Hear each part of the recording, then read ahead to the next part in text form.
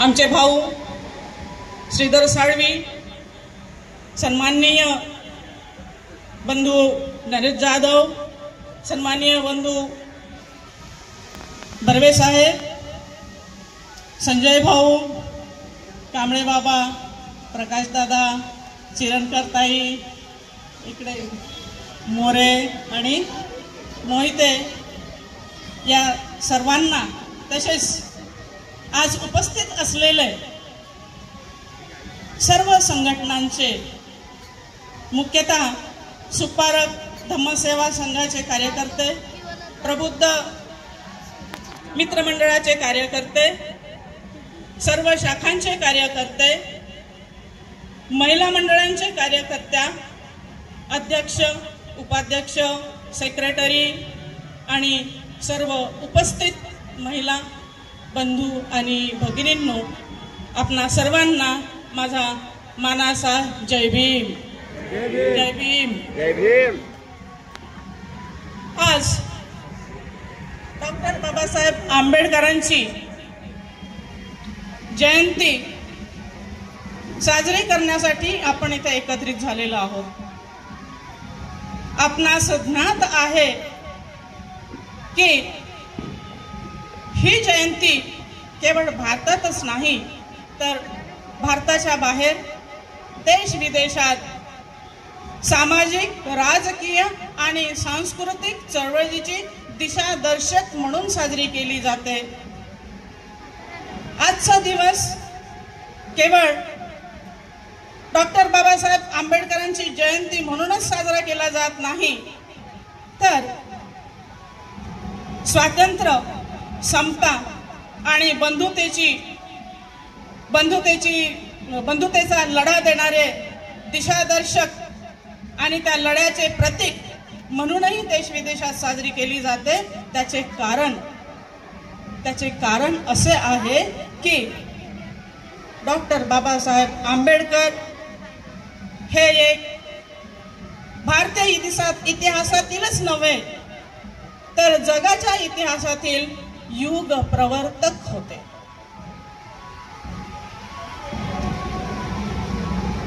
आज भारतीयांना त्यांची पूर्ती ओळख झालेली नाही, परंतु देश विदेशात त्यांची कीर्ती, त्यांच्या विचारांची उंची ही दैदिप्यमान झाली आहे, हे आम्ही नाकारू शकत नाही। डॉक्टर बाबासाहेब आंबेडकर हे केवळ 7 कोटी अस्पृश्यांचे दैवत नव्हते, 7 कोटी अस्पृश्यांचे उद्धारकर्ते नव्हते, तर ते 25 कोटी, म्हणजे तेव्हाची जनगणना आहे, 25 कोटी स्पृश्यांचे सुद्धा कैवारी होते, उद्धार करते होते। कारण भारताच्या राजकीय, सामाजिक आणि आर्थिक जडणघडणीत अतिशय छळ, मानहानी, अपमान, जखमा, असत्य आणि ढोंग यांचा निकराने त्यांनी लढा दिला आणि त्या लढ्यातून सामाजिक क्रांती घडवण्यासाठी मंत्र दिला। असा तो धीर गंभीर धैर्याचा, वज्रकठोर छातीचा, कुसुम कोमल हृदयाचा एकमेव असा नेता भारतात होऊन गेला, त्याचेच नाव डॉक्टर बाबासाहेब आंबेडकर होय।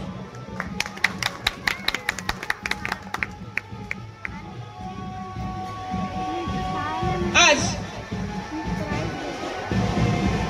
डॉक्टर बाबासाहेब आंबेडकर यांची उणीव केवळ त्यांच्या समाजालाच नव्हे तर संपूर्ण भारतीयाला भासत आहे। कारण राष्ट्रनिष्ठा डॉक्टर बाबासाहेब आंबेडकरांमध्ये होती, ती राष्ट्रनिष्ठा आज या देशातील कोणत्याही नेत्यात दिसत नाही, याच्या पूर्वीही दिसली नाही आणि याच्या नंतरही दिसणार नाही. राष्ट्रनिष्ठेने भारताचे प्रथमतः नागरिक आणि अंतिमतः नागरिक आहे असे म्हणवणाऱ्या डॉक्टर बाबासाहेब आंबेडकरांनी राष्ट्राच्या जडणघडणीसाठी विषमतेला गाडून समानता प्रस्थापित करण्यासाठी जी चळवळ केली, त्या चळवळीला अमूल्य असे स्थान आहे. आजही ती चळवळ जनामनात धगधगते आहे, आमच्या मनात ती अजूनही सलते आहे. आणि ते कशासाठी? तर डॉक्टर बाबासाहेब आंबेडकरांनी आम्हाला जो मंत्र दिला, आम्हाला जो जयघोष दिला, जी क्रांती करायची, परिवर्तनाची दिशा दिली, ती नवीन दिशा, नवे आयाम बाबासाहेब आंबेडकरांच्या विचारातून निर्माण झाले आणि एक आंबेडकरी युग निर्माण झाले असे म्हणणे अतिशयोक्तीपूर्ण होणार नाही. त्या महान क्रांतिकारकाला कुणी पदवीधरांचे अलेक्झांडर संबोधले, कुणी विद्वत्तेचा हिमालय समजले, कुणी प्रज्ञेचा महासागर म्हटले, कुणी परिवर्तनाच्या चळवळीतील वादळ म्हटले, कुणी पददलितांचे बाबा म्हटले. ज्या लेकरांसाठी ते झटले, त्या लेकरांचे ते बाप झाले. कारण जगात फक्त 7 महापुरुष होऊन गेलेत. त्या 7 महापुरुषात ज्याची प्रज्ञा ही अश्वमेघ करणाऱ्या आणि अश्वमेघात अजिंक्य होणाऱ्या महारथी सारखी आहे, होती, अशा त्या महापुरुषाचे नाव, त्यात एकमेव असे नाव, ते म्हणजे डॉक्टर बाबासाहेब आंबेडकरांचे होते.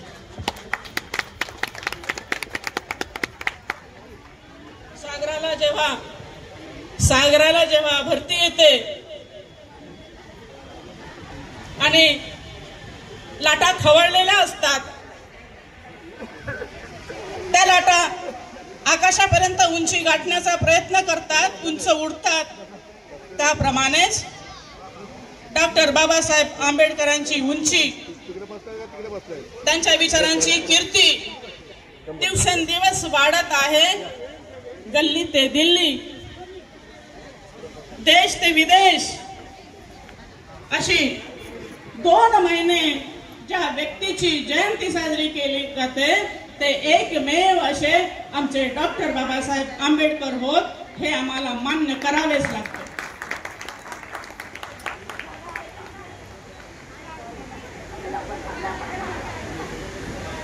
त्यांनी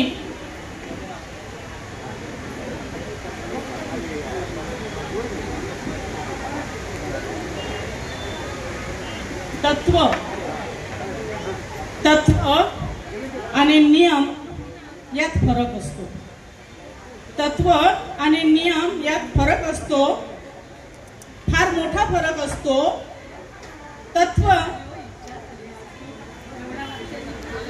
नियम जेव्हा तयार होतात तेव्हा माणूस गुलाम होतो आणि तत्व जेव्हा तयार होतात तेव्हा माणूस उपासक होतो.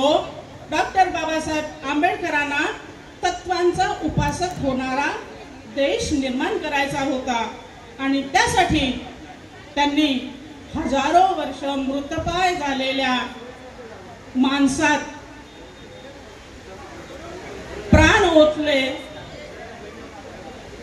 त्यामुळे हा मृतप्राय झालेला माणूस खडबडून जागा झाला, मुका बोलायला लागला, आंधळा बघायला लागला आणि पांगळा चालू लागला.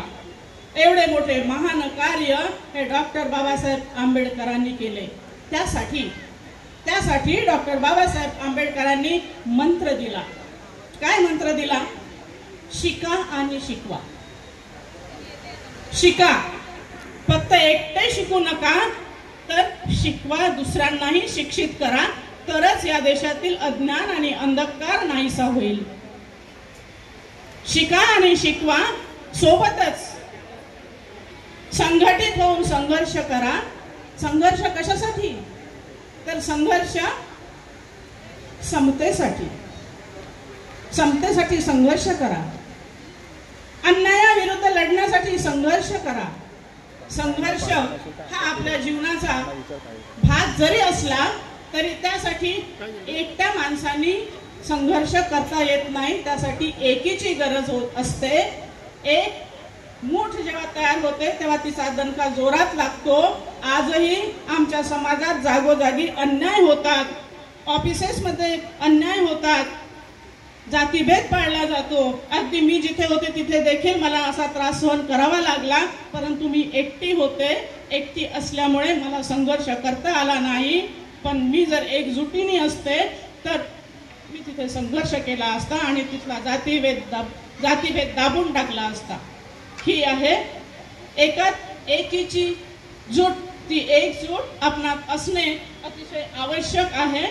आणि त्यासाठीच आज जो मोठा सोहळा आजच्या संस्थेने भारतरत्न डॉक्टर बाबासाहेब आंबेडकर सामाजिक आणि शैक्षणिक संस्था यांनी आयोजित केला आहे, त्यात बहुतांश संघटना, बहुतांश शाखा ज्या एकत्रित झाल्या, हे बघताना मला अतिशय आनंद होत आहे. पूर्वी असा मोठा कार्यक्रम श्रीप्रस्थाच्या ग्राउंडवर व्हायचा आणि तिथे मी महिलांना मार्गदर्शन करायसाठी यायचे.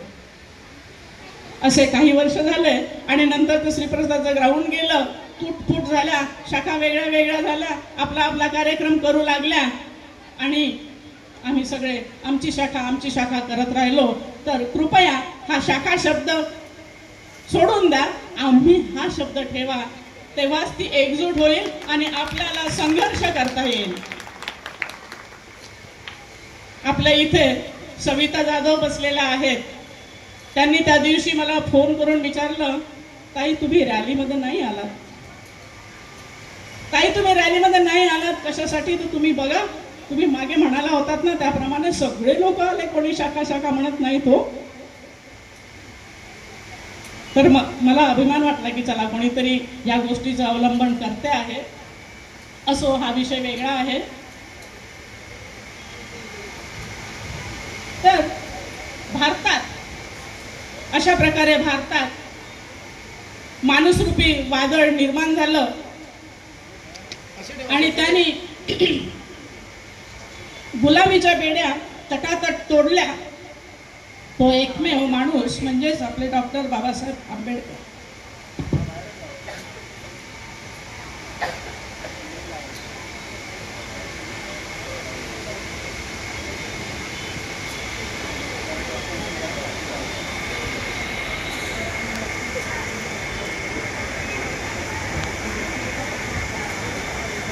त्या अज्ञानाला, भारतातल्या अज्ञानाला गाडण्यासाठीच त्या प्रज्ञासूर्याचा जन्म झाला. त्या प्रज्ञासूर्याचा समाजवाद इतका प्रखर होता, इतका समावेशक होता की त्या समाजवादाला आम्ही समजू शकलो नाही.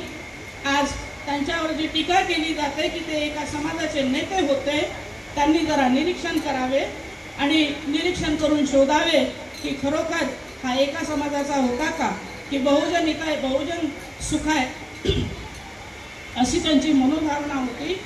केवळ भारतातीलच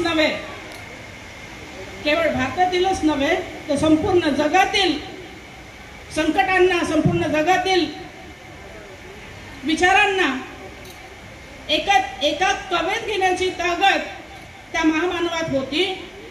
आणि आजही जी ताकद संपूर्ण जगाला आपल्या कव्यात घेण्याची ताकद आंबेडकर वादात आहे, हे आपल्याला मान्य करावेच लागेल.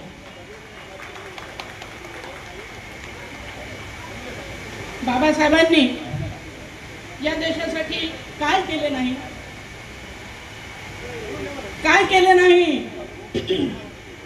समता, स्वातंत्र्य आणि सगळं तर आपल्याला दिलं, लोकशाही दिली, मतदानाचा अधिकार दिला. आज जे आहोत आपण, मी इथे बोलते आहेत, सर्व समाज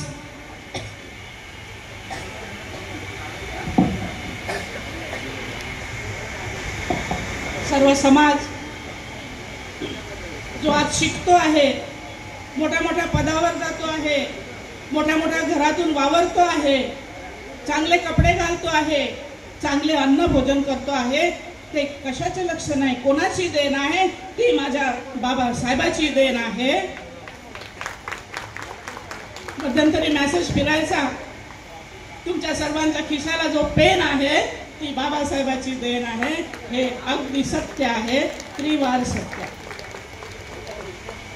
स्वातंत्र्यपूर्व काळात भारतीय समाज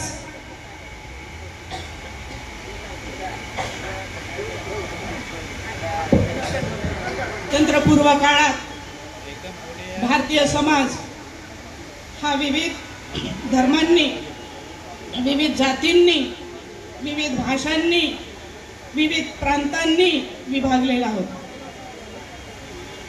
आज आपण असे बघत आहोत की समाजात सर्व जातीचे,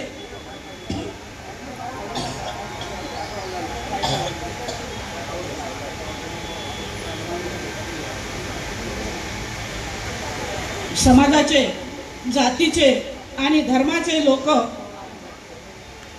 जे संघटित दिसतात, जे एकोप्याने नांदताना दिसतात, ते केवळ डॉक्टर बाबासाहेब आंबेडकर यांच्या संविधानामुळे. या देशात प्रत्येक जाती, प्रत्येक धर्म हे इतके वेगळे वेगळे होते की कुणाचं उपास्य दैवत चंद्र, तर कुणाचं उपास्य दैवत सूर्य, कोणी पूर्वेची पूजा करतात तर कोणी पश्चिमेची पूजा करतात. परंतु या सगळ्यांना एकत्र नांदवण्याचे कार्य डॉक्टर बाबासाहेब आंबेडकरांनी संविधानाच्या मार्फत केले. आज जो समाज एकत्र नांदत दिसतो आहे ते बाबासाहेबांचे महत्त्वाचे कार्य आहे.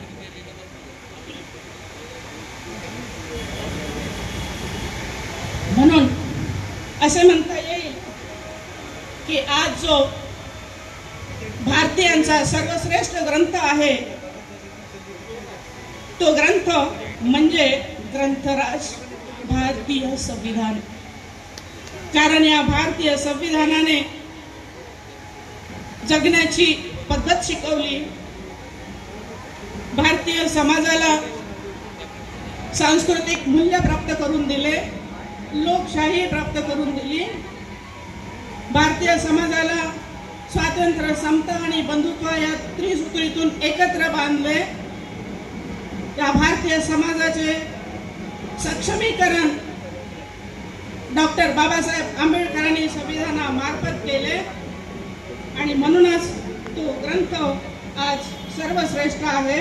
त्या ग्रंथातून सामाजिक, राजकीय आणि सांस्कृतिक विचारांची गुरुकिल्ली ज्या महापुरुषाने या भारताच्या हातात दिली तो महापुरुष म्हणजेच डॉक्टर बाबासाहेब आंबेडकर.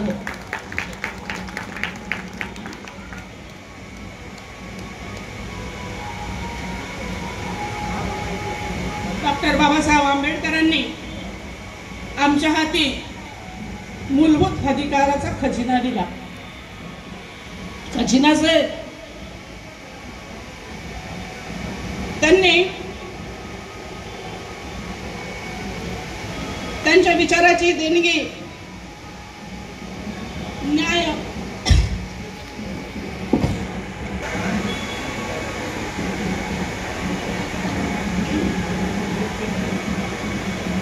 डॉक्टर बाबासाहेब आंबेडकरांनी न्याय, समता, बंधुत्व आणि एकात्मता या विचारांची जी देणगी दिली आणि त्या देणगीमुळे आज जी भारताची प्रगती झाली त्याला एकमेव कारण म्हणजे डॉक्टर बाबासाहेब आंबेडकरांचे संविधान होय. या देशाला संविधान सुपूर्द करून 75 वर्ष झालेत. या 7.5 दशकात भारताची प्रगती आणि भारत हा लोकशाही प्रदान करणारा जगात एकमेव देश म्हणून त्याची कीर्ती आहे.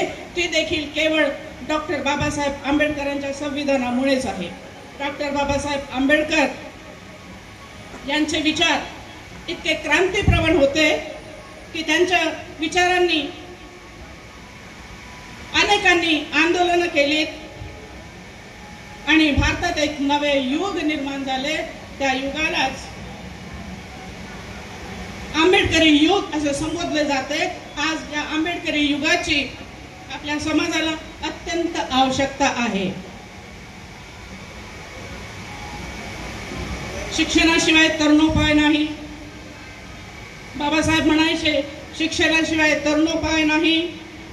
बाबासाहेब ज्या विलायतीला जाऊन 18-19 तास अभ्यास करायचे. जेवायला पुरेसं अन्न नसायचं, खिशात पैसाही नसायचा आणि अशा परिस्थितीत त्यांनी अखंड परिश्रम करून विलायतीतील वेगवेगळ्या पदव्या घेतल्या. वेगवेगळ्या इतिहासकारांचे पुस्तकं आणि ग्रंथ अतिशय सूक्ष्मपणे अभ्यास केला आणि त्यातून त्यांना आढळले की आमच्या देशात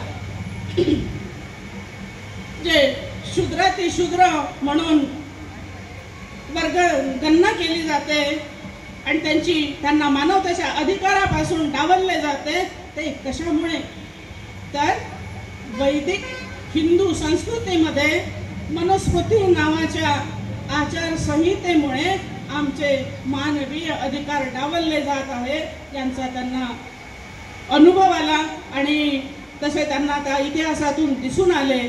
त्यासाठी त्यांनी कार्य करायला सुरुवात केली. जेव्हा त्यांना कळले की आपला समाज इतका विचित्र अवस्थेत आहे, ते त्यांचं वय अतिशय छोटं होतं. अगदी बालवयापासूनच त्यांना अस्पृश्यतेचे चटके सहन करावे लागले. अस्पृश्यतेचे चटके सहन करताना शाळेत तेव्हा त्यांना स्वतःच्या घरून बोंबपाट घेऊन जावं लागेल. आज ती परिस्थिती राहिली नाही.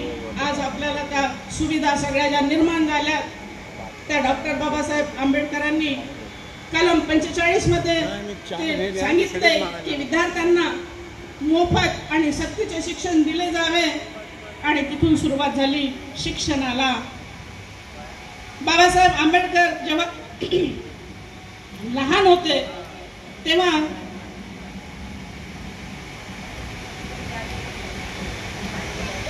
एका पाणवठ्यावर,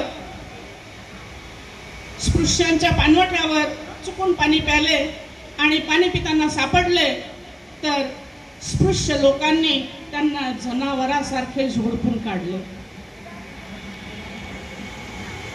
जेव्हा ते त्यांच्या आई बरोबर बाजारात जायचे कपडे घ्यायला, कपडे हे लांबून पसंत करायचे आणि जो कपडा पसंत केला तो कपडा त्यांच्या अंगावर तो दुकानदार टाकायचा. गाडीवानाची गोष्ट आपल्याला माहीतच आहे. गाडीत बसू दिलं नाही. पाण्याने व्याकुळ झालेली मुलं कशी कशी घरी पोहोचली. अशा अनेक घटना त्यांच्या जीवनात बालपणात घडल्या. तारुण्यातही अगदी ऑफिसेसमध्ये जेव्हा ते नोकरी करू लागले तेव्हा त्यांच्या अंगावर फाईल फेकल्या जायच्या. ती परिस्थिती आज राहिली नाही. बाबासाहेबांनी जो छळ, जो तिरस्कार, जी जातीयता जी अवहेलना सहन केली तशी अवहेलना आज आपल्या वाट्याला आलेली नाही. बाबासाहेबांनी सगळं दुःख स्वतःवर घेतले आणि आज आपण बऱ्यापैकी सुस्थितीत आलो आहोत.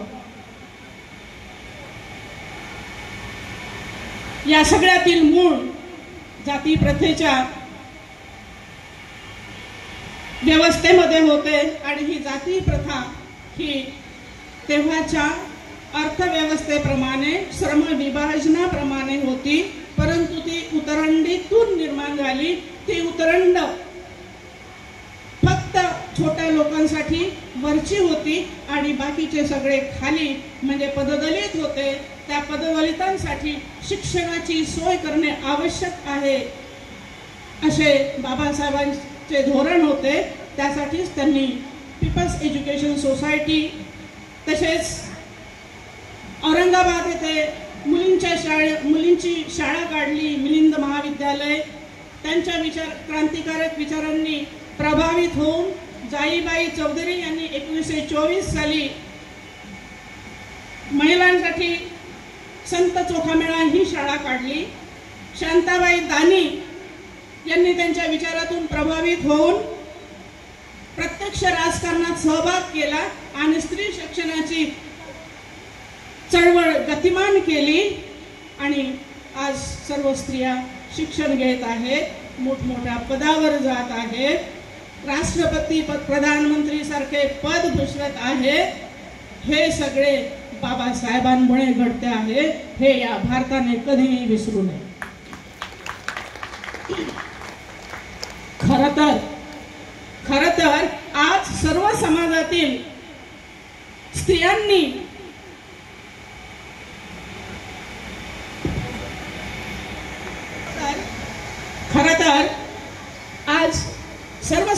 स्त्रियांनी प्रातःसमयी उठल्याबरोबर डॉक्टर बाबासाहेबांचे नाव घेऊन नमन करायला पाहिजे.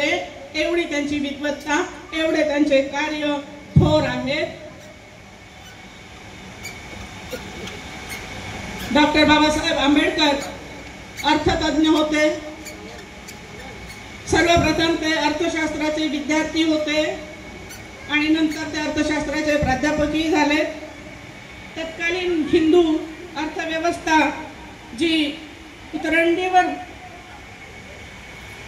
रचलेली होती, त्या उतरंडीतून बाहेर काढण्यासाठी डॉक्टर बाबासाहेब आंबेडकरांनी घटनेमध्ये, जेव्हा त्यांच्याकडे घटनेचे कार्य आले तेव्हा त्यांनी घटनेमध्ये आरक्षणाची तरतूद केली. आरक्षणाची तरतूद करताना इतरांना आरक्षणाची गरज इतक्या प्रभावीपणे त्यांनी समजावून सांगितली की कुणीही आरक्षणाला विरोध करू शकले नाही. त्यामुळे मानवी इतिहासातील जगात एक प्रचंड चमत्कार घडून आला. मानवी इतिहासाच्या जगात एक प्रचंड चमत्कार घडून आला. एक हीन दीन समजला जाणारा समाज, एक गलित गात्र समाज, ज्याला मानवी अधिकारापासून दूर ठेवले गेले होते हजारो वर्ष, त्या समाजाने अवघ्या 50 वर्षात देशात मोठी प्रगती केली आणि आंतरराष्ट्रीय क्षेत्रावरही कार्य करण्यासाठी कंबर कसली. हे सगळे कार्य डॉक्टर बाबासाहेब आंबेडकरांचे आहे. बाबासाहेबांचे स्वप्न होते की बहुजन समाज हा श्रीमंत व्हावा, मोठा व्हावा, त्यांचे दारिद्र्य संपून जावे, त्यांच्यात सक्षमता यावी, ते शिक्षित व्हावे आणि त्यासाठी त्यांनी सहकाराच्या चळवळीचा पुरस्कार केला. ही सहकाराची संकल्पना मराठा समाजातील धुरींदरांनी अवलंबली, आत्मसात केली. आमचा समाज मात्र या कोऑपरेटिव्ह चळवळीच्या संकल्पनेपासून बराच दूर राहिला. दुसरी महत्वाची गोष्ट म्हणजे डॉक्टर बाबासाहेब आंबेडकरांचे विचार हे राष्ट्र निर्माण करण्याचा झरा होते, धबधबा होते. त्यांच्या मते घराघरात उद्योजक निर्माण व्हावे. त्यांचं मत असं होतं की घराघरात उद्योजक निर्माण झाले पाहिजे, तरच या देशातील अज्ञान आणि अंधकार दूर होईल, या देशातील दारिद्र्य दूर होईल, तरच या देशातील संपन्नता पुन्हा जशी पूर्वी सम्राट अशोकाच्या काळात होईल, सोन्याचा धूर निघत होता, तशी होईल.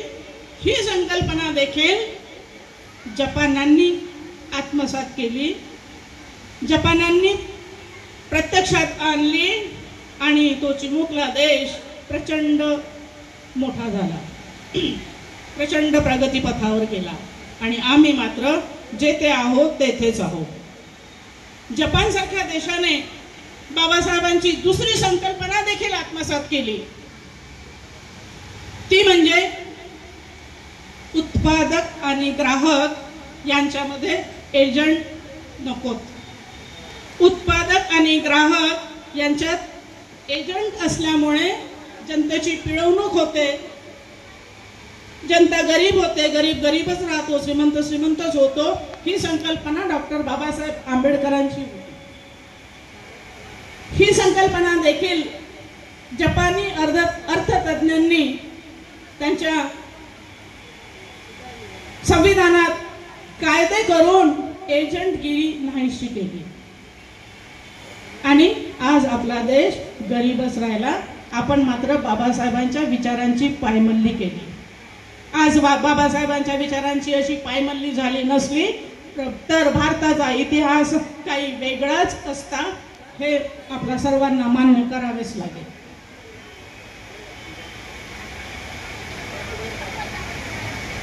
याचे एजंटगिरीचे एक उदाहरण म्हणून मी सांगते तुम्हाला, कदाचित लक्षात आलं नसेल म्हणून. आज शेतकरी जो आपला माल विकतो तो पहिल्यांदा एजंट थ्रू विकतो आणि नंतर तो मार्केटमध्ये जातो. ही एजंटगिरी. शेतकऱ्याला कमी भाव मिळतो आणि जेव्हा तो पुढे जातो तेव्हा तो महाग होतो आणि महाग असा माल हा सामान्य जनतेपर्यंत जातो. अशी ही पिळवणूक भारत सरकारच्या लक्षात येत नाही आणि त्यामुळे आज भारत हा गरीब आहे. गरीब हे गरीबच होत जातात, श्रीमंत हे श्रीमंतच होत जातात.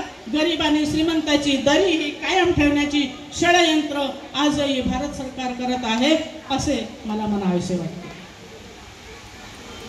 आज शेतकरी आत्महत्या करतात,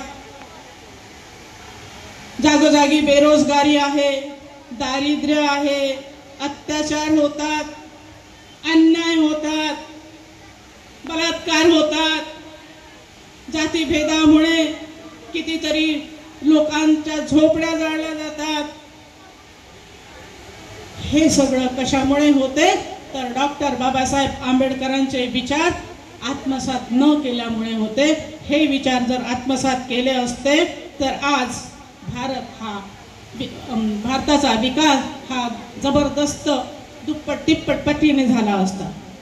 बाबासाहेबांचे आर्थिक विचार द प्रॉब्लेम ऑफ रुपी या प्रबंधातून प्रसिद्ध आहेत. त्याचं जर अवलंबन भारताने केलं तर आज जो आंतरराष्ट्रीय व्यापार बहुतेकांना माहीत आहे, आज जी सगळीकडे मंदी पसरते आहे, मार्केट घसरलेलं आहे वगैरे वगैरे, तर त्या ग्रंथाचे जर अवलंब केला तर भारताचा आंतरराष्ट्रीय व्यापार सुधारू शकतो आणि ती सुधारणा झाल्यामुळे भारत उच्च प्रतीचा आंतरराष्ट्रीय क्षेत्रातील विकसित देश होऊ शकतो.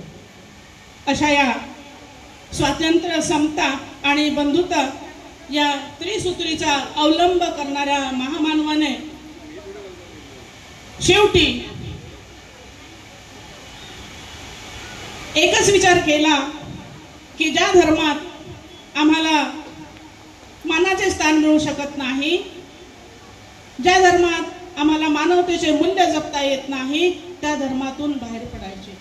त्यांनी सर्व धर्मांचा सूक्ष्म अभ्यास केला सूक्ष्म अभ्यास केल्यावर त्यांना एकच लक्षात आले की तथागत भगवान बुद्धांचा धम्म हा जो आहे तो अंधश्रद्धा नाकारणारा आहे, अज्ञानाला दूर सारणारा आहे आणि त्या धम्माचा त्यांनी अवलंब केला. भारतात बौद्ध धम्माच्या वृक्षाची पालवी जरी सुकलेली होती तरी त्याची मुळे मात्र टवटवीत होती. त्यामुळे ती टवटवीत असलेल्या मुळांना थोडं जरी जलसिंचन केलं तर हा वृक्ष परत फोफावणार होता याची खात्री डॉक्टर बाबासाहेब आंबेडकरांना होती. म्हणून त्यांनी 14 ऑक्टोबर 1956 रोजी आपल्या 7 लाख अनुयायांसोबत त्या बौद्ध धम्माच्या वृक्षाला जलसिंचन केलं आणि प्रचंड गर्जना केली की आज जो वृक्ष फोफावत आहे तो वृक्ष कधीही सुकणार नाही, तो असाच पुढे फोफावत जाईल आणि ही गर्जना आज सत्यात उतरताना दिसत आहे. अशा या महामानवाला मी त्रिवार वंदन करते. आपण त्या महामानवाच्या वाटचाल आपले सर्वांचे स्वागत करते. असेच आपण त्या वाटचालीवरून जात राहू. आणि